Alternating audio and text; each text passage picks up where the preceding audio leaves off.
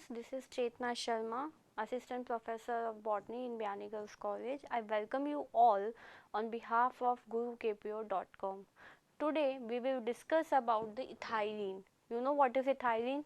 Ethylene basically एक plant growth regulator hormone है, एक plant growth regulator है जो कि plant की growth को बढ़ाता है.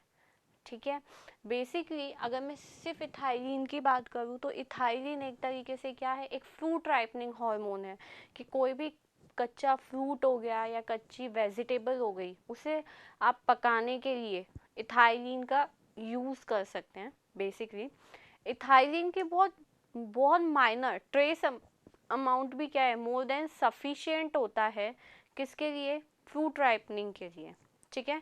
बेसिकली अगर मैं इसकी कंसंट्रेशन की बात करूँ तो सिर्फ 0.1 to 1 ml 0.1 to 1 ml sufficient है, इतना कि आप अच्छे से अच्छे फ्रूट, कोई से भी फ्रूट को बहुत अच्छे से पका सकते हैं. ठीक है.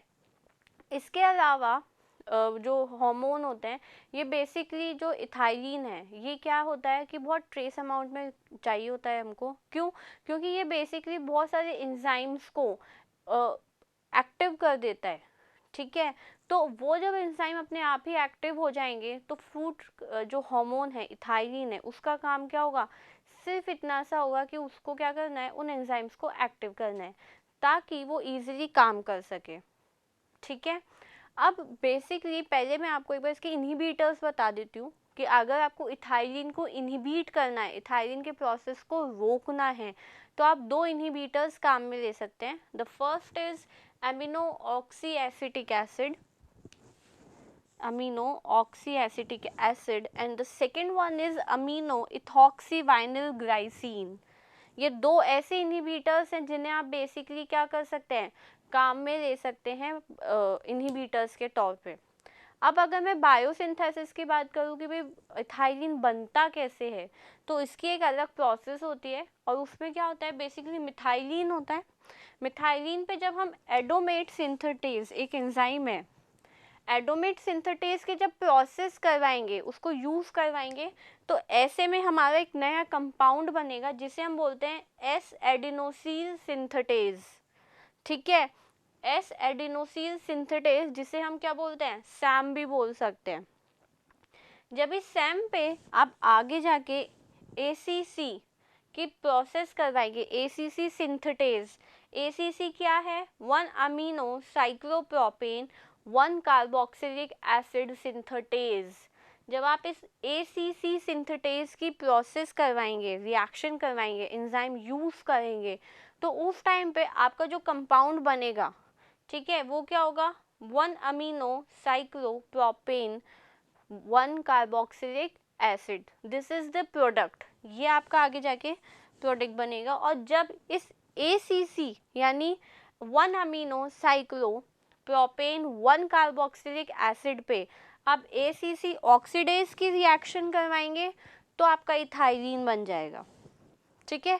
जब आप इस पे क्या होगा, इथाइलिन आपका फाइनल प्रोडक्ट होगा. और वो फाइनल प्रोडक्ट कैसे मिलेगा, जब आप ACC यानी 1 अमीनो साइक्लोप्रोपेन 1 कार्बोक्सिलिक एसिड पे क्या करेंगे, रिएक्शन करवाएंगे किसकी, ACC ऑक्सीडेज की, तब आपका फाइनल प्रोडक्ट इथाइलिन होगा. With world-class education and excellent placement record, Biyani Group of Colleges is committed for your bright career. Biyani Group of Colleges, where you can trust. Now the thing is कि sources क्या हैं या आप उसको किस तरीके से स्टोर कर सकते हैं, यूज़ कर सकते हैं. तो बेसिकली इथाइलिन का यूज़ आप हमेशा किस तरीके से करेंगे, केन्स में या फिर स्प्रे बॉटल्स की तरह. ठीक है. इन्हीं के थ्रू ही क्या कर सकते हैं, आप अपने इथाइलिन को स्टोर करके रख सकते हैं और फर्दर यूज़ के लिए रख सकते हैं. ठीक है.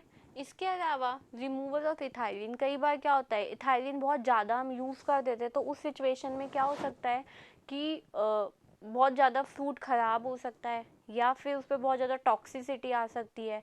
तो इस कंडीशन में क्या होगा, कुछ स्टेप्स हैं या कुछ बेसिक यूजेस हैं जिसकी वजह से आप क्या कर सकते हैं, इथाइलिन की कंसंट्रेशन को धीरे धीरे कम कर सकते हैं।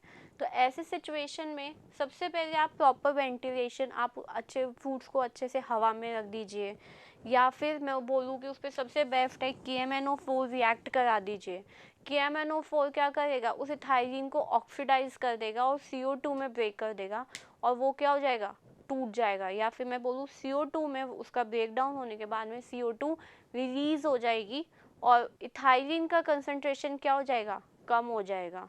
फिर थर्ड क्या है, ब्रोमिनेटेड ब्रोमीन वाटर, या मैं बोलूँ एक्टिवेटेड चारकोल।